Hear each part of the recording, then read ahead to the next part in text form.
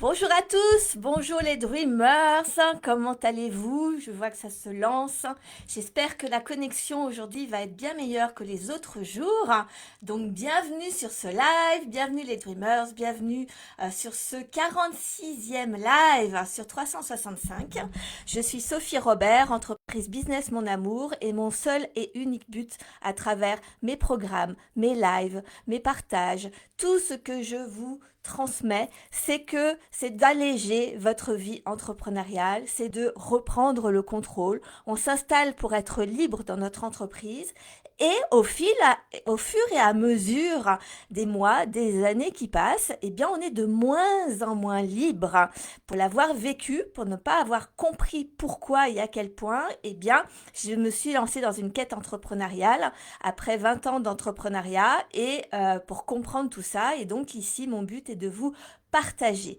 Donc tous mes lives, abonnez-vous, je les retransmets sur ma chaîne YouTube Business Mon Amour parce que sur Facebook ils sont effacés au bout de 30 jours maintenant et sur Instagram je ne peux pas uploader plus de 15 minutes donc uniquement sur YouTube, vous pouvez les récupérer, les revisionner. J'essaye vraiment de vous apporter un maximum de choses. Moi, ma spécialité, c'est d'observer déjà le monde, d'observer comment je suis mon propre cobaye. Donc tout ce que j'ai vécu, j'ai été chercher les réponses et je vous les transmets. Et ma capacité, c'est de observer le monde avec un regard différent, d'apporter un angle de vue différent, de vous apporter justement ce qui est dans l'angle mort que vous ne voyez pas en tant que dirigeant d'entreprise. Je veux que vous gagniez du temps. Je veux que vous gagniez de l'énergie, que vous arrêtiez de vous épuiser émotionnellement avec vos entreprises et je veux que vous réalisiez tous vos rêves, les vôtres, pas ceux de l'injonction de la société, qu'ils soient à titre individuel ou à travers vos entreprises. Chacun fait ce qu'il veut, chacun a des rêves très personnels et le but c'est vraiment de reconnecter avec, de réintégrer cette notion que tout est possible et ça c'est une réalité parce que on a du pouvoir sur notre vie, on a du pouvoir sur comment on utilise ce que la vie nous envoie pour progresser, pour se créer une vie où on se sent bien, parce que le but, c'est essentiellement comment tu te sens dans ta vie, comment tu te sens dans ton entreprise, comment tu te sens avec toi-même, en fait. Donc, voilà.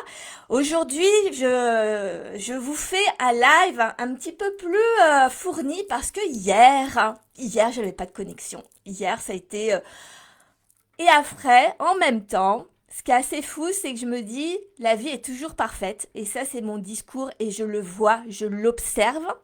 Et je vous apprends à l'observer au quotidien aussi. Parce que tout n'est qu'une question de comment vous regardez la vie, comment vous la percevez et comment vous décidez de prendre les événements de votre vie. On ne contrôle pas la vie, on contrôle par contre comment on vit les événements que la vie nous apporte sur le chemin. Donc, je pense que hier, simplement, j'étais fatiguée. J'avais envie d'être avec vous et en même temps, il y avait une part de moi qui avait envie de se reposer. Et je pense que, du coup, la vie m'a apporté que j'ai pas besoin de faire un grand live. On va le prendre comme ça. Et puis, c'était parfait parce qu'aujourd'hui, je vais vous donner le meilleur. En tout cas, je vais essayer. Je voulais vous partager un sujet que une de mes abonnés, une des entrepreneurs qui me suivent vraiment très beaucoup et qui fait des bons de fou grâce déjà au live que je partage, fait des bons de fou dans sa vie, passe des paliers émotionnels. Et elle m'a partagé quelque chose que j'ai vécu aussi et que nous sommes nombreux et nombreuses à vivre, c'est la culpabilité de ne pas réussir. Et non seulement Alors, la culpabilité de ne pas réussir à la fois d'un point de vue entrepreneurial, développer du chiffre, développer une entreprise rentable, avoir des clients, être renommé, etc. Et à la fois de ne pas réussir à gérer toutes les émotions que nos entreprises nous génèrent. Tout le stress, l'angoisse, la fatigue, les moments où on est moins motivé, les moments où on n'y croit plus, les moments où on se laisse submerger par les je dois faire telle chose, etc. et qu'on ne prend même plus plaisir dans son entreprise. Donc ça, c'est déjà un sujet. Et aussi le sujet de quand on est dans le bas, parce que entreprendre, ce ne sont que des ascenseurs émotionnels constants.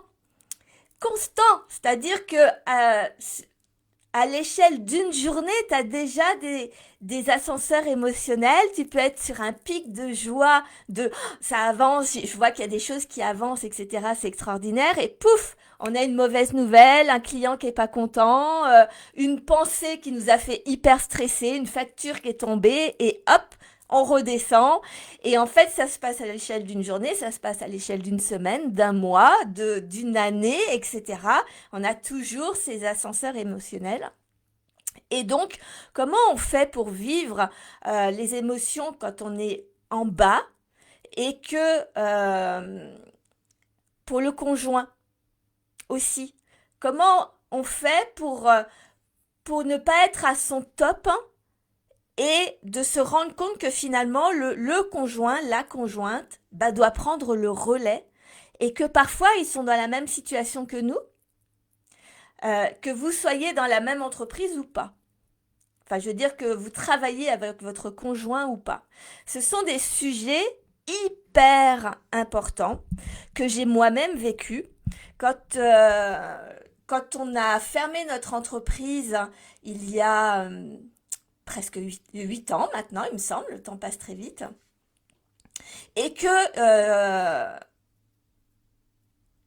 et que à cette période-là, moi, j'avais ressenti de la culpabilité beaucoup, beaucoup, beaucoup par rapport à mon mari. On travaillait ensemble, on entreprenait ensemble, et la culpabilité que moi j'avais à ce moment-là, c'était euh, d'être porteuse de la vision depuis des années. J'étais la porteuse de la vision.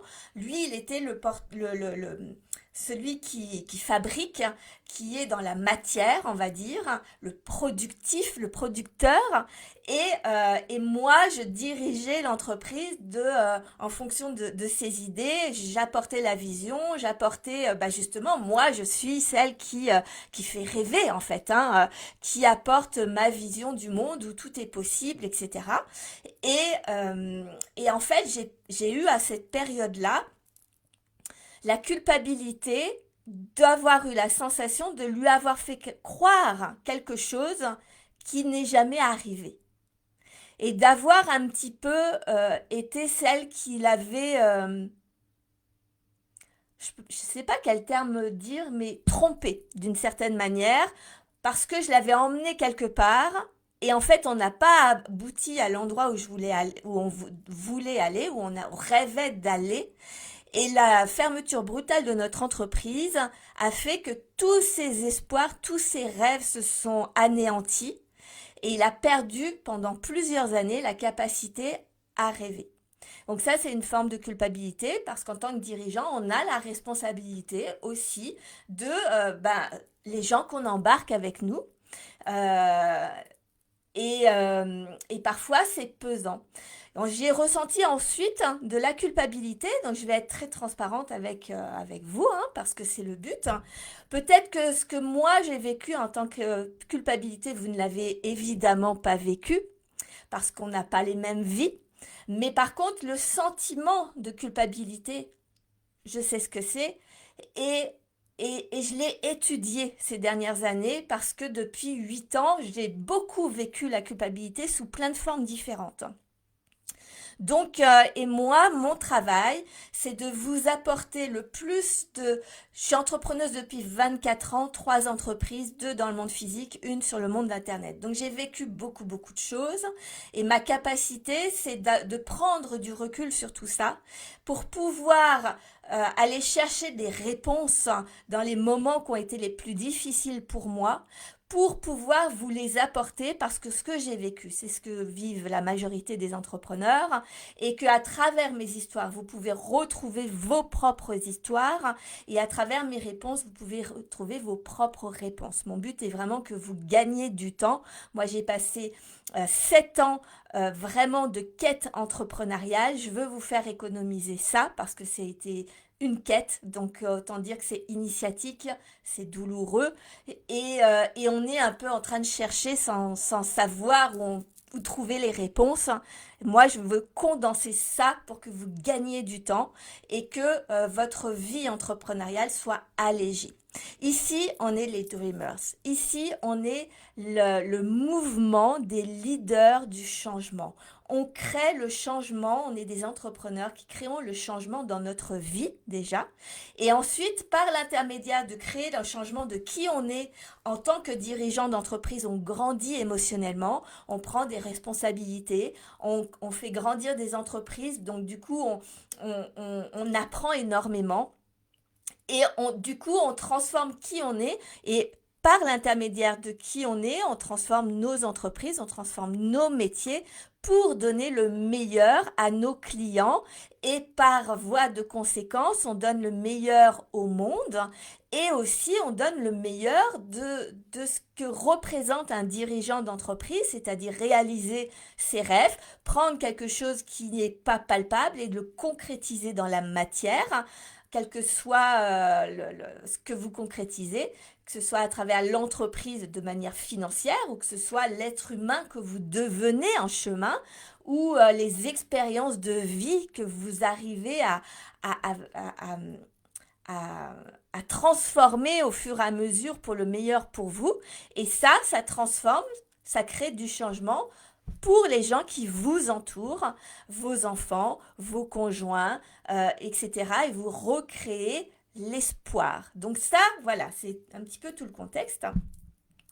Et donc, j'ai vécu, quand je me suis installée suite à cette quête entrepreneuriale, j'ai créé cette entreprise, Business Mon Amour, qui au départ ne portait pas ce nom-là, qui n'avait pas vraiment de nom d'ailleurs, hein, le temps que je sache ce que je veux vous partager et que j'apprenne de ce métier et que je l'ajuste à qui je suis. Euh, eh bien, pendant ce lancement d'entreprise, d'accompagner les dirigeants d'entreprise par l'intermédiaire des réseaux sociaux, des programmes de formation et des accompagnements en ligne, eh bien, j'ai vécu la culpabilité d'être entrepreneuse depuis de très nombreuses années. Quand je me suis installée, ça faisait 20 ans que j'étais entrepreneuse. Et pour autant, ressentir le fait que je n'arrivais pas à vendre, je n'arrivais pas à me montrer sur les réseaux sociaux, je n'arrivais pas du coup à développer un chiffre d'affaires, je n'arrivais pas à acquérir des clients et donc la culpabilité de ne pas réussir à accompagner des entrepreneurs qui potentiellement ont besoin de mes services ou en tout cas de ma vision du monde pour vraiment leur faire gagner du temps. Et puis la culpabilité financière que le fait que mon entreprise ne se développe pas apporte un poids financier sur la famille et donc que mon mari soit obligé de s'expatrier, on va dire, de trouver du travail qui soit éloigné de la ville où on vit parce qu'on vit dans une petite ville et que lui il a beaucoup de grandes compétences et que dans notre ville les pâtissiers n'ont pas la capacité de le payer à la hauteur de ses talents et de ses compétences et aussi parce qu'il devait combler aussi le fait que moi je n'apportais pas ma part. Donc ça a été beaucoup de culpabilité pour moi et j'ai aussi vécu la culpabilité dont parlait notamment l'entrepreneuse qui a lancé un peu le sujet sur la culpabilité dont je vous parlais en début de ce live, qui est le fait que, eh bien, en fait, je suis passée de quelqu'un qui, pendant toute sa vie, a été déterminée, enthousiaste, une battante, que rien n'arrêtait, qui survolait un peu tous les obstacles, qui rebondissait, qui trouvait des solutions, des idées, etc., à une entrepreneuse qui avait perdu son courage, qui avait perdu son estime de soi, qui est tombée, qui avait tellement de pression, de culpabilité émotionnelle, qui était épuisée, qui ne savait plus comment développer son activité, qui est tombée dans le côté vraiment obscur, on va dire, de l'entrepreneuriat, dans la survie, dans le stress, dans la limite du burn-out, etc., etc. Et comment on fait pour gérer toutes ces périodes de culpabilité quand à côté, eh ben, on a des conjoints qui font ce qu'ils peuvent pour nous soutenir, mais nous, la culpabilité, elle est en nous. Donc, voilà, c'est différent. Et j'ai d'autres culpabilités pour vous donner un peu un spectre différent, parce que ce que je veux aussi à travers mes enseignements et surtout à travers mes lives, c'est de lever les tabous autour de l'entrepreneuriat, lever les non-dits qui rajoutent notamment de la culpabilité, hein, quand on gagne pas, quand on ne développe pas l'entreprise à la hauteur de ce qu'on désire, eh bien, ou de ce que la société nous demande, ou qu'on n'est pas rentable, etc. On a un peu ce poids du mauvais élève, de celui qui échoue. En France, c'est honteux d'échouer, alors que la réalité entrepreneuriale, c'est que pour réussir, tu dois d'abord échouer. C'est normal, ça fait partie du chemin.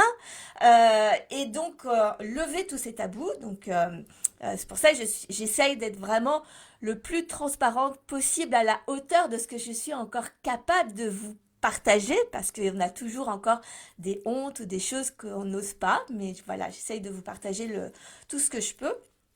Et là, notamment, je change de vie.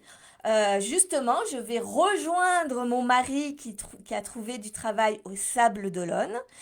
Et mon rêve, évidemment, ça fait 4-5 ans qu'on vit géographiquement de manière séparée, mais pas du tout émotionnellement, parce que nous sommes très amoureux depuis 33 ans ensemble. Et donc, on a traversé ça, cet amour à distance depuis ces dernières années. Et il est temps de reformer un couple, sachant que notre premier enfant est parti de la maison il y a 2-3 ans et que notre deuxième enfant, notre fille, va avoir ses 18 ans et qu'elle se sent libre de pouvoir, de ne pas nous suivre en tout cas. Elle fait le choix de rester sur Moulins, de rester avec son petit ami, de rester, elle est en train de se construire une vie professionnelle aussi. Et donc, eh bien, moi, je vais réaliser mon rêve de revivre avec mon mari au bord de l'océan. Ça, c'est un rêve extraordinaire. Ça n'empêche pas qu'il y a une petite part de moi, alors beaucoup moins parce que j'ai compris énormément de choses sur la culpabilité, donc beaucoup moins qu'avant, mais j'ai beaucoup moins cette culpabilité, j'ai quand même un fond de culpabilité de laisser ma fille euh, sur place, et c'est pas elle qui est partie de la maison, même si elle en avait l'intention. Ça, c'est ce que notre fils a fait. Il est parti de la maison. C'était son choix. Notre fille avait émis cette probabilité, mais ne l'avait pas encore actée. Et par contre, du coup, je pars en la laissant. Et en laissant également mes parents qui vivent aussi ici, où on se voit très régulièrement et forcément je vais moins les voir, en tout cas je vais les voir de façon très différente et un peu plus espacée. Tout ça crée de la culpabilité. Donc on vit tous les jours, toute notre vie avec une part de nous qui potentiellement peut culpabiliser. Alors j'espère que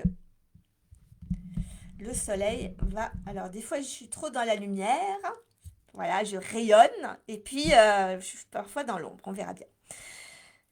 Donc la première chose, donc j'ai vécu ça, je l'ai analysé, j'ai été le creuser, j'ai été le transformer, j'ai vraiment, c'est tellement une émotion qui fait mal à l'intérieur que c'est vraiment un sujet qui m'importe. C'est pour ça que je vais prendre le temps de faire ce live. J'ai plein de choses à vous dire. Il va être certainement plus long que de normal. C'est pas grave en fait. Le sujet est important. La première chose que j'ai compris et qui est hyper importante à comprendre, c'est que la culpabilité ne sert à rien. Elle ne sert pas pour les personnes pour qui on culpabilise et elle ne sert pas à nous parce que la culpabilité, elle nous immobilise, elle nous épuise, elle nous empêche de passer à l'action souvent parce qu'elle nous renvoie sur, si vous me suivez souvent, vous savez que on a une partie du cerveau qui est reptilienne, qui date de la préhistoire et qui est là juste pour la survie de l'espèce humaine. Et quand on culpabilise, on est dans la position de la survie. Et donc, la survie, elle engendre soit que l'on ne bouge pas, que l'on se fige et que l'on ne, surtout que l'on ne, que, oui, que l'on reste figé et qu'on ne fasse rien. Donc, elle nous épuise, elle nous enlève toute notre énergie, toute notre capacité d'action. Ou alors, elle va nous rendre agressifs, on va attaquer les autres, plutôt que de ressentir, par exemple, la culpabilité, on va dire à l'autre, oui, mais de toute manière, tu comprends pas, nanani, nanana, moi je fais ce que je peux, nanana, donc ça va nous mettre en état de, on va attaquer l'autre pour pas ressentir les choses, et sinon on va fuir. On va éviter d'en parler, on va pas aborder le sujet, mais par contre on a une souffrance intérieure qui est juste monumentale. Mais on ne veut pas l'affronter. Parfois, on va même se le cacher. C'est-à-dire qu'on est très fort pour se mentir et ne pas observer. Non, mais de toute manière, ça va bien le faire. Non, mais il comprend. Non, mais plein de choses. Et la réalité, c'est que, en fait, on est juste connecté à notre partie préhistorique de notre cerveau et pas à celle qui est évoluée et qui comprend les choses, qui a un autre angle de vue et qui du coup utilise l'événement pour que ce soit constructif. Ça, c'est très différent. Donc, la culpabilité ne sert à rien. Pour vous donner une image à quel point ça ne sert à rien. Ça ne sert à rien de culpabiliser. L'image, c'est imaginez que dans votre chaussure, vous avez un caillou. Vous ressentez la douleur de ce caillou qui est dans votre chaussure. Tous les jours, vous marchez avec votre caillou dans la chaussure. Le caillou, c'est la culpabilité. Donc c'est de la douleur. Vous avancez en boitant, vous avancez pas rapidement, vous devez souvent vous reposer parce que vous avez tellement mal au pied à cause de ce caillou, de cette culpabilité, que vous n'avez plus d'énergie. D'accord ? Donc ça, c'est ce que vous ressentez, c'est un caillou dans votre chaussure qui vous empêche de mettre des actions en place ou de faire et qui vous obsède en fait. Parce que tant qu'il y a le caillou dans la chaussure, vous ne pensez qu'à ça. Les gens qui sont autour de vous, le caillou, soit ils ne savent même pas qu'il y a un caillou dans votre chaussure, donc ils ne se rendent même pas compte que vous culpabilisez. Ou alors, vous allez leur dire, j'ai un caillou dans ma chaussure, c'est hyper douloureux. Tu pourrais comprendre que j'ai mal, que je culpabilise. La personne en face de vous, elle s'en fiche que vous ayez mal pour elle. C'est bien sympa, mais ça ne lui apporte rien à elle. La seule chose qu'elle va vous dire, c'est « enlève ton caillou de ta chaussure. Puisque tu sais que tu as un caillou dans ta chaussure et que c'est ça qui te fait mal, enlève-le. » Et en ne voulant pas l'enlever par solidarité, parce qu'on culpabilise pour la personne qui est en face de nous, eh bien, on culpabilise l'autre personne qu'elle nous fasse culpabiliser. Comprenez un petit peu le schmilblick, à quel point c'est fou. Cette culpabilité, en quoi elle ne sert à rien, en fait. C'est pas parce que vous culpabilisez de quelque chose que ça va changer la situation pour la personne qui est en face de vous. Donc ça, c'était vraiment le premier sujet. Ce que je vais vous dire dans cette vidéo, dans ce live, risque de ne pas être confortable à entendre. D'accord? C'est justement, on est leader du changement, donc on veut changer des situations. Et quand on veut changer des situations, on est obligé de changer de mentalité. On est obligé de changer de point de vue. On est obligé de prendre les choses sous une autre perspective.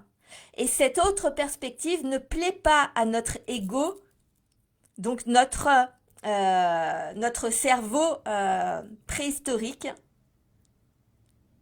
qui est là pour nous protéger. Et donc, ça peut paraître, ce que je peux vous dire, sur le moment, peut-être que vous ne comprendrez pas ou que peut-être même vous serez fâché contre moi. Ça peut arriver, mais observez quand même.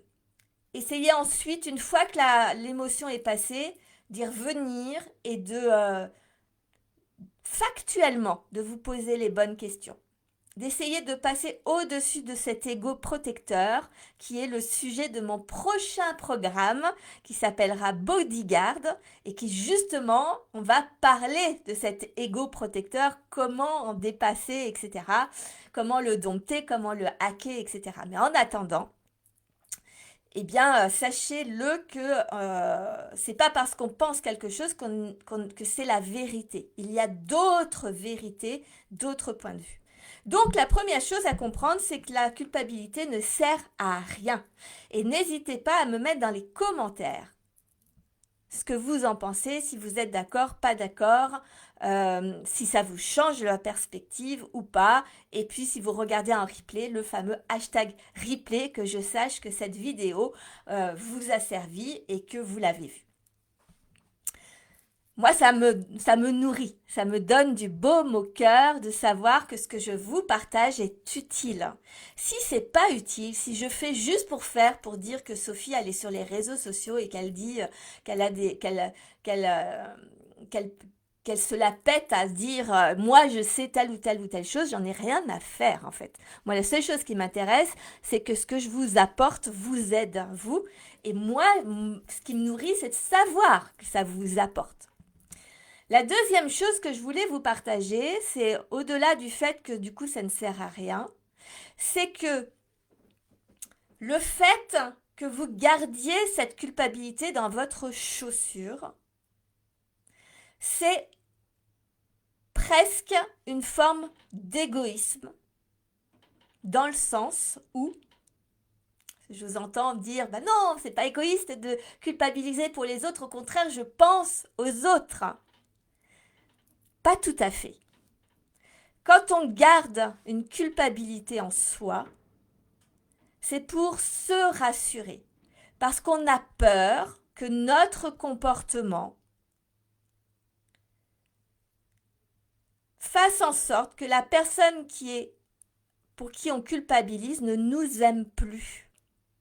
Ne nous aime pas tel que l'on est dans notre faiblesse du moment. Je ne suis pas assez forte pour faire telle et telle chose.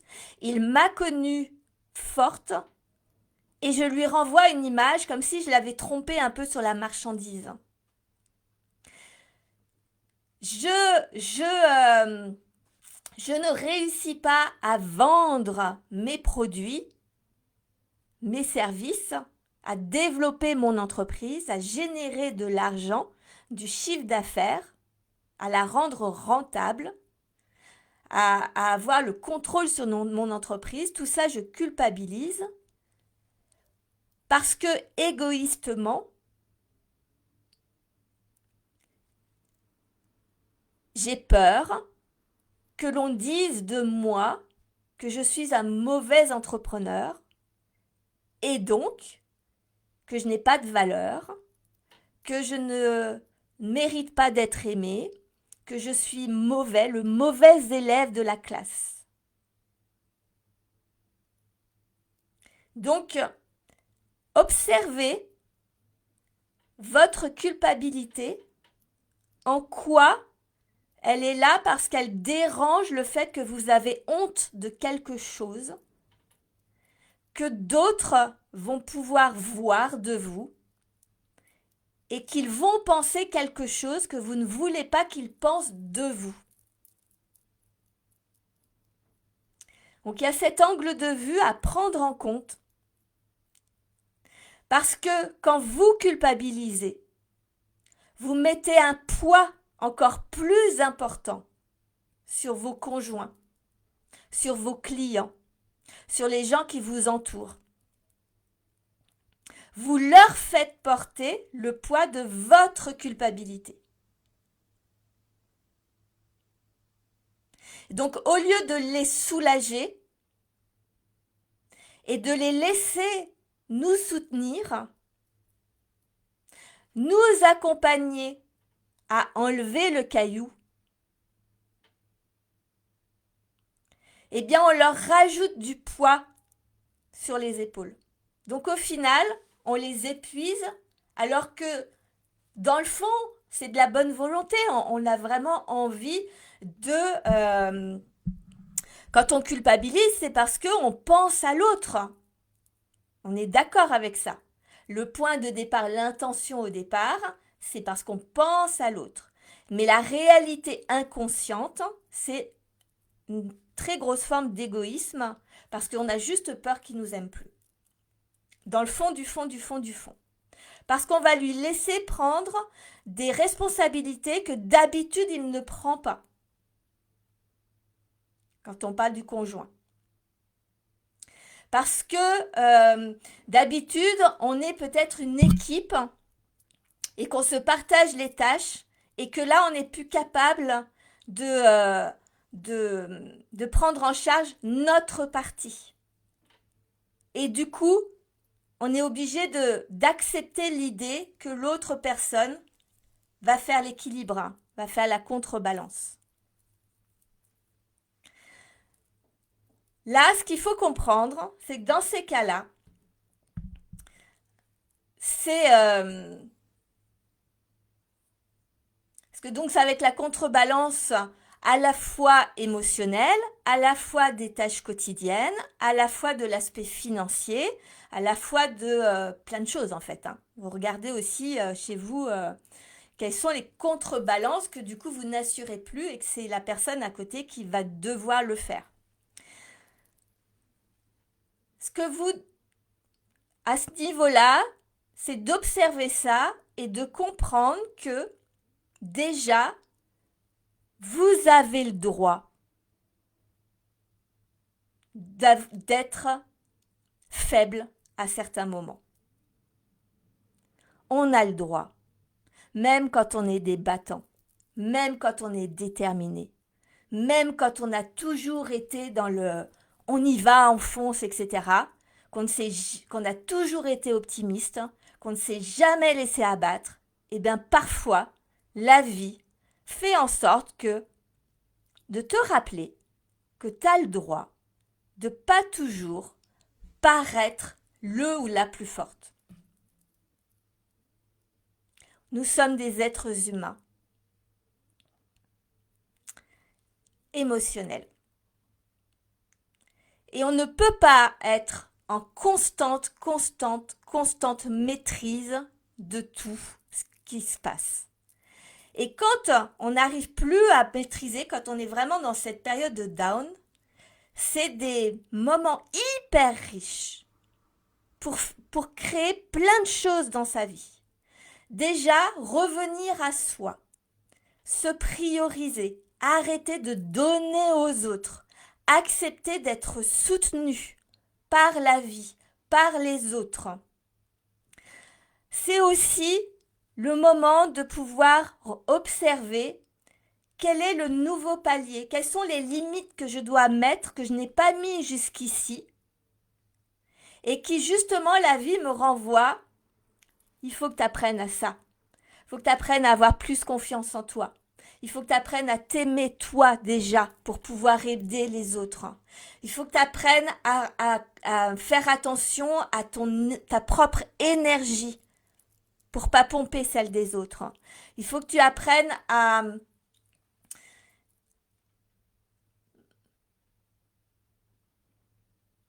faire confiance que ce que tu vis actuellement, c'est pour le meilleur ensuite, à condition que tu vives ce qu'il y a à vivre, qui est désagréable. On vit le chaos. Le chaos est toujours une source de changement, leader du changement. Le changement, c'est toujours pour aller vers le meilleur.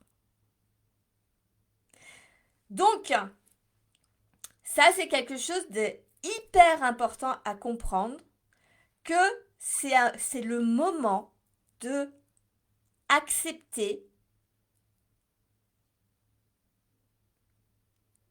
qu'on montre une position de qui on est qui est à l'encontre de celle que le monde autour de nous connaît d'habitude. Parce qu'en puisant là-dedans, en tombant là-dedans, déjà c'est une alerte pour te dire parce que tu ne l'as jamais laissé venir et à un moment ton corps s'arrête, te l'impose, mais surtout c'est que c'est le moment de reprendre le pouvoir. Et du coup, quand on culpabilise d'être dans ces états-là, d'être dans ces situations-là, la seule chose qui est importante, c'est d'arrêter de se préoccuper des personnes autour de nous. Et là, on va me dire que c'est égoïste, mais au contraire, ce n'est pas égoïste. Quand tu te recentres sur toi, tu vas plus vite comprendre quelles sont les limites que tu as dépassées. Quelles sont de retrouver de l'énergie, de retrouver du sens, de retrouver tes forces. Tu vas les retrouver beaucoup plus vite en te recentrant sur toi, de manière à pouvoir être sur pied plus rapidement pour que la personne qui est à côté de toi doive rééquilibrer moins longtemps. Parce que plus on culpabilise, plus on perd du temps.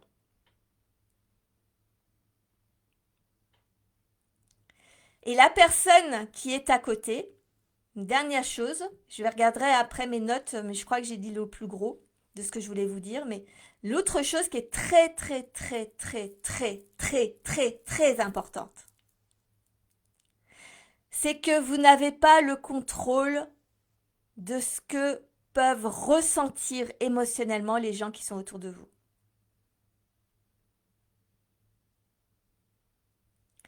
Si ça se trouve,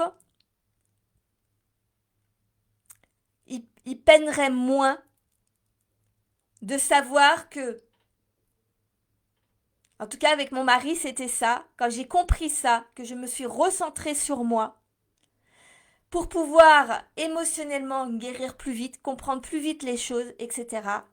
Mon mari était heureux de me soutenir. C'était pas facile, c'était pas simple, mais du coup, il avait la possibilité de jouer un rôle que je ne lui laissais finalement jamais obtenir, puisque je gardais sous contrôle mon rôle. Et quoi qu'en pense la personne qui est autour de nous, on ne peut pas les protéger des émotions.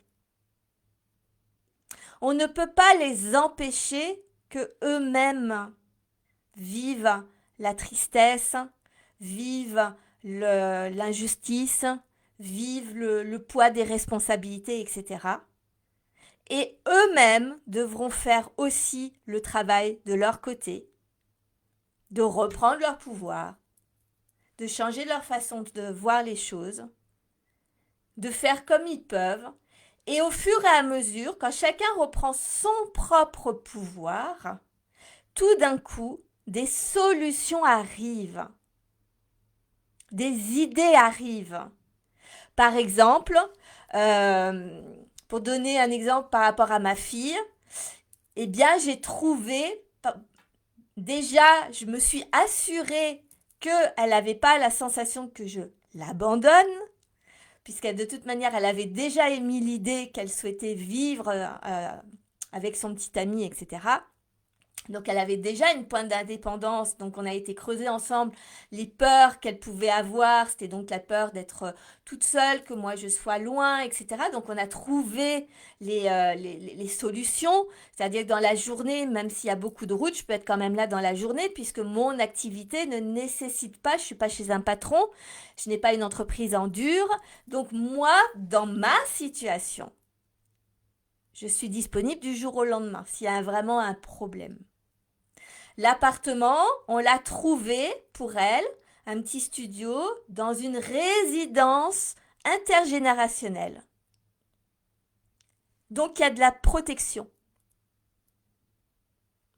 Elle ne se sentira pas toute seule s'il y a le moindre problème. Elle sait qu'il y aura des gens qui vont être là, qu'elle sera dans un lieu protégé, qu'il n'y aura pas de soucis de gens malhonnêtes qui sonnent à son interphone et qu'elle ouvre à n'importe qui sans le savoir. Bref, plein de choses. Donc on a trouvé des solutions. Avec mon mari, c'est exactement la même chose. Tant que je me reconstruisais, il savait qu'il avait le, que sa part était de ramener la partie financière et que c'était un investissement sur moi qui ramènerait plus tard ma part à moi, qui peut-être potentiellement peut être plus importante pour notre avenir que celle de lui en tant que salarié. Et on trouve comme ça plein de solutions quand chacun reprend son pouvoir et arrête de penser à ce que l'autre peut penser ou d'avoir peur que l'autre nous prenne en charge alors que l'on n'a pas l'habitude, etc. On lâche prise et on laisse chacun dans son pouvoir. Et oui, le changement crée du chaos. Oui, ça bouscule. C'est pour ça que la majorité des gens ne réalisent pas leurs rêves. Parce que ça bouscule, ça crée le chaos. Et à un moment, tant que tu réalises pas tes rêves, au bout d'un moment, ton corps t'arrête et t'impose de revenir à toi. C'est ce qui a été mon cas. C'est ce qui est le cas de beaucoup d'entrepreneurs qui tombent en dépression ou en burn-out parce qu'en fait, ils se laissent happer par les injonctions de la société, de mon entreprise doit être comme ça, comme ça, comme ça, comme ça, comme ça. Je suis censé faire tel chiffre, tel chiffre, tel chiffre, tel chiffre. Je suis censé développer de telle manière, de telle manière, de telle manière, etc. Au lieu de créer des entreprises qui sont sur mesure à qui on est, à qu'est-ce qu'on désire vivre dans notre vie. On n'est pas là. Moi, c'est vrai que je n'accompagne pas des gens qui font faire des startups. Et encore, pourquoi pas après? Mais dans l'idée, on n'est pas tous nés pour créer des startups. La majorité d'entre nous avons créé des entreprises pour nous sentir libres. La culpabilité, c'est cette sensation d'avoir c'est de nous emprisonner. Et ça ne sert à personne. Ni nos conjoints, ni nos clients, ni nos enfants, ni notre entreprise, ni notre vie, ni rien. C'est un caillou dans la chaussure dont personne n'est au courant. Et que quand on le dit à quelqu'un, il nous dit « Bah, enlève-le ton caillou ». Bah, quand je disais à mon mari, bah, je culpabilise quand même parce que j'arrive plus à avoir cette énergie ou je sais pas, je n'arrive pas à vendre, etc. Il dit, bah, c'est pas grave. Moi, je travaille, je fais mon truc. Reconcentre-toi sur toi, en fait. Apprends à vendre. Apprends à te recentrer sur toi et qu'est-ce que tu veux pour notre vie future? Qu'est-ce qui te ferait plaisir? Et on va le construire ensemble. Et ça, c'est extraordinaire. Un couple, que vous soyez travaillez tous les deux ensemble dans l'entreprise ou pas, parce que j'ai vécu les deux, ce qui est important, c'est quoi la vision? Dans quelle direction on va ensemble? Et après, on adapte le quotidien, on adapte l'entreprise, on adapte qui fait quoi, à quel moment, etc. Un couple, pour que ça dure vraiment longtemps, et moi ça fait 33 ans, trois entreprises, une liquidation judiciaire, une entreprise qui ne faisait quasiment pas de chiffres, etc. Et pourtant, ça fait 33 ans et on est toujours aussi amoureux et 5 ans où on a vécu géographiquement de manière séparée parce que justement, je ne générais pas assez de finances et que bah, ma fille, notre fille, avait ses études à poursuivre, etc. J'avais mes parents parce que il y a aussi le fait que j'ai culpabilisé. Donc ça a rallongé en fait cette partie de vivre séparés par ma culpabilité de ne pas me séparer de mes parents, par la culpabilité de ne pas sortir notre fille de l'endroit, de l'école, de ses amis, de son petit ami, etc. Ça fait aussi, ça rallonge. Donc ce qui est important, c'est qu'un couple, dans la durée, doit travailler sur sa vision, ses rêves, la direction où on va et être une équipe. On est une équipe. Parfois, on est tous les deux à tenir notre rôle. Et parfois, ça va être l'un plus que l'autre. Et puis là, plus tard, ça va être l'autre plus que l'un, en fait. Et c'est merveilleux pour l'autre. L'autre, souvent, est content quand moi, je sais qu'avec mon mari, quand on a clarifié les choses, qu'il m'a dit, ça ne sert à rien que tu culpabilises, parce que ça ne me sert pas, ça me crée de la pression à moi aussi, mais plutôt concentre-toi sur, remonte ton énergie, regarde ton entreprise, quelles compétences tu peux apprendre pour créer plus tard une vision qui nous plaise et surtout que tu te sentes heureuse. Et moi, pendant que tu te concentres là-dessus, moi, je me concentre sur l'autre partie, je gère le reste. Eh bien, en fait, ça a été tellement plus léger. Tellement. Et ça change au fil des années, de nos vécus, de ce qui se passe, et ça s'équilibre. Donc voilà, je vais regarder mes petites notes. Alors, est-ce que...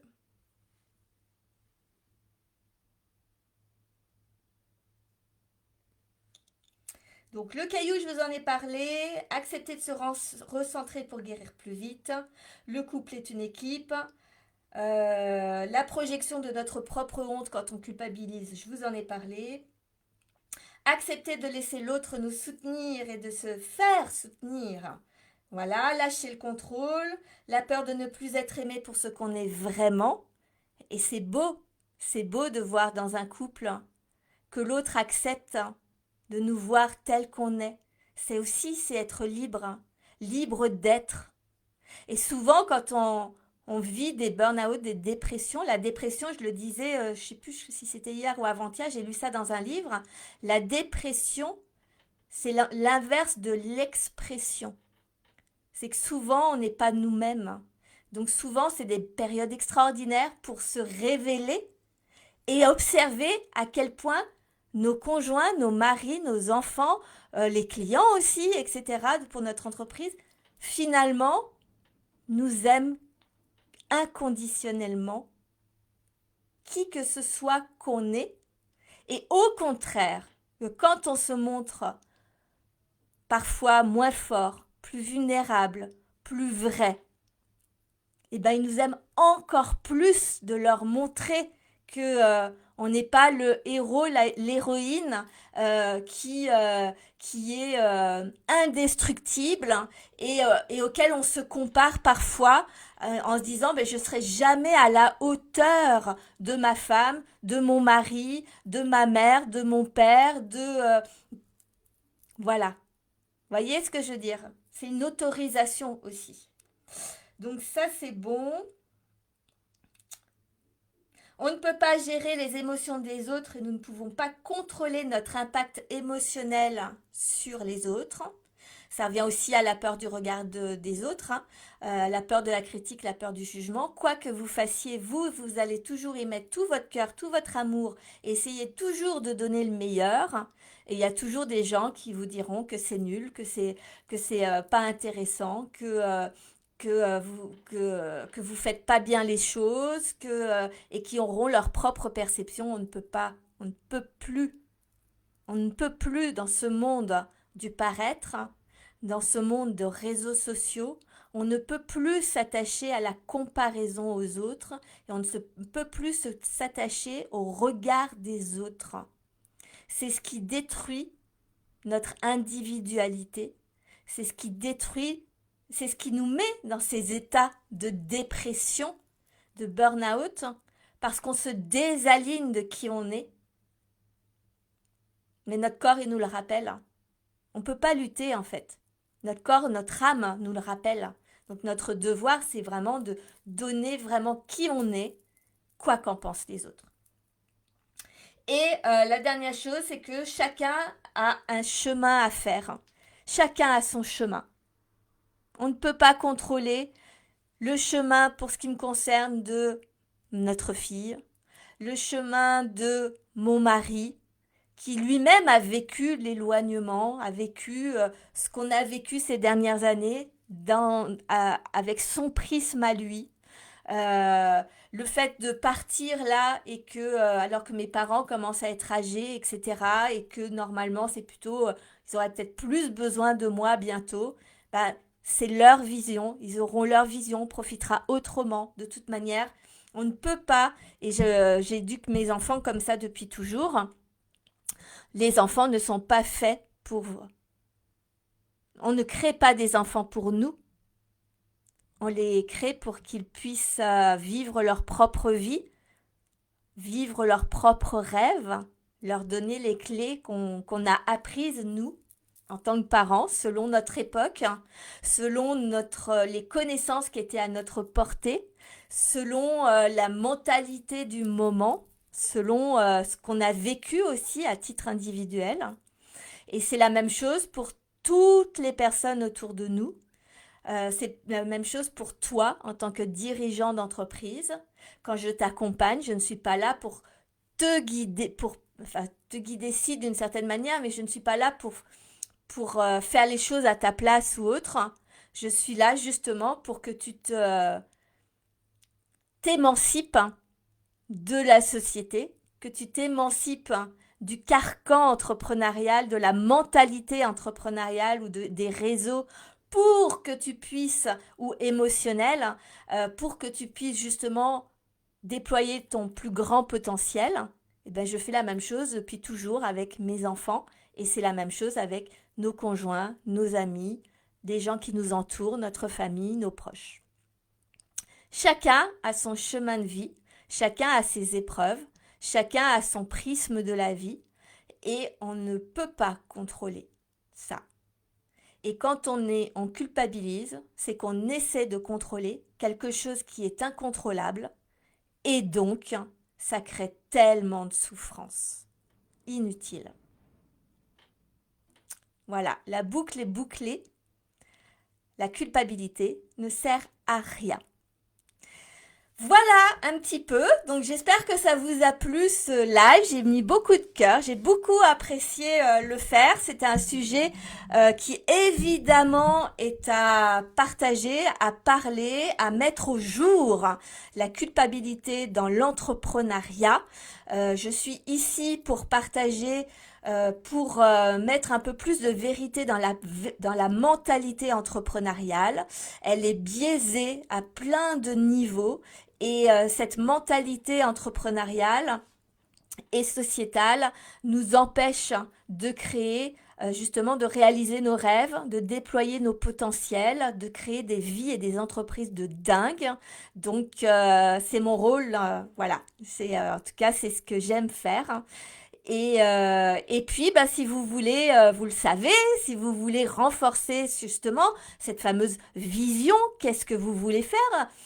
Moi, je l'ai fait avec mon mari de travailler la vision, nos rêves, à la fois individuels et puis après en couple, comment on fait pour... on est des individus séparés avec des envies, des désirs différents qui en plus évoluent d'année en année. Hein. Leader du changement, la seule constante de la vie, c'est le changement. Hein. Donc, et à un moment, bah, quand on est chacun clair hein, sur sa vision, sur ses rêves, sur ce qu'on désire profondément pour sa vie, pour son entreprise, etc., comment on construit le fil rouge qui nous réunit et qui crée que bah, le couple aussi, il va ensemble. Le couple aussi a une vision long terme qui est indépendante de nos visions individuelles, mais qui est complémentaire puisque ça veut dire qu'on va dans la même direction.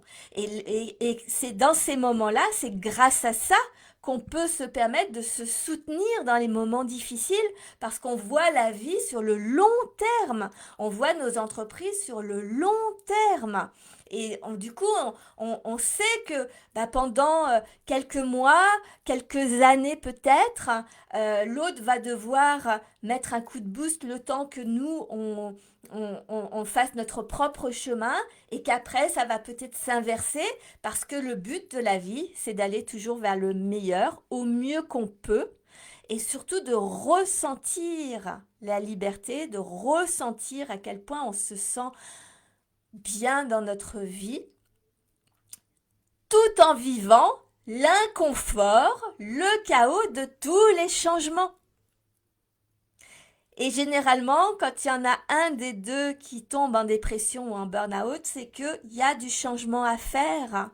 Et c'est pas forcément mauvais, bien même au contraire, c'est toujours pour le meilleur des deux et dans le couple et le meilleur aussi pour son entreprise. Voilà, je vous embrasse très fort. Dream, donc Dream. Dream continue, il s'est prolongé, il devait finir le 14 mars. Finalement, je l'ai poursuivi jusqu'au 31 mars parce que on ne bâcle pas le travail, on ne bâcle pas ce sujet si important et si sous-estimé de l'entrepreneur. Les rêves, c'est vraiment la base de tout. Ce sont les rêves qui vont vous donner la vision, qui vont vous donner les objectifs, qui vont donner du sens et de l'âme à vos objectifs, qui vont vous permettre d'établir le plan d'action, qui vont vous permettre de vous mettre en action, qui vont vous permettre de régénérer l'énergie à l'intérieur de votre corps, qui va vous permettre de redonner du sens à ce que vous vivez. Vous n'imaginez pas à quel point c'est important et encore plus dans un monde où on nous fait croire que rêver est utopique, qu'il faut se contenter, qu'il faut ne pas être ambitieux et vouloir toujours plus. Non, c'est pas une question de vouloir toujours plus, c'est juste une question de vouloir le meilleur pour soi, point. Quel que soit le niveau du meilleur pour soi. Et chacun individuellement savons ce qu'on désire, mais on a tellement pris l'habitude justement de penser aux autres plutôt qu'à nous qu'on s'est perdu en fait. À un moment donné, on se perd dans la réalité de ce qu'on désire et donc ce programme, il est vraiment dédié pour ça, pour vous permettre de refaire une introspection. Vous pouvez le faire, vous l'offrir et puis le faire avec votre conjoint, votre mari, vos associés. Enfin, je veux dire, c'est tellement important. Moi, je suis pas Évidemment que je veux développer mon entreprise parce que plus je la développe, plus vous me payez pour mon expertise et plus je vais avoir de visibilité, plus je vais avoir les moyens de créer, de parler à plus de monde et plus on va transformer la mentalité entrepreneuriale et c'est important de, c'est de la responsabilité de chaque entrepreneur de réaliser ses rêves et de créer des entreprises qui déploient tout votre potentiel et qui créent vraiment, comment je vais dire, de la finance en fait. Mais le but aussi, c'est que vous partagiez, etc. Donc voilà, donc Dream se finit le 31, donc rejoignez-moi pour ce programme juste extraordinaire. Moi-même, en le vivant moi-même, eh bien j'ai évolué de fou. Si vous observez un petit peu, reprenez mes vidéos, mes partages d'il y a un mois et demi. 2 mois et vous verrez l'évolution à quel point elle est dingue et elle s'accélère. Et si je suis en train de tout transformer en ce moment dans ma vie, c'est parce que j'ai reconnecté avec mes rêves. Mon mari, puisqu'il s'était perdu, il avait perdu toute cette notion de rêve, je vous en ai parlé au début du live, a complètement reconnecté avec cette notion et a compris enfin l'importance de rêver. Et donc, je ne suis pas juste, entre guillemets, une diseuse, comment je vous ai dit tout à l'heure que j'avais peur d'être celle qui fait croire des choses, qui vous illusionne, etc. Pas du tout, pas du tout. C'est vraiment l'adresse dans le GPS. C'est important de rêver. Et chacun doit avoir ses propres rêves. Et mon mari a reconnecté avec ça. Et c'est ce qui nous permet aujourd'hui de transformer tellement de choses dans notre vie. Donc voilà. Je vous embrasse très très fort et je vous dis à demain.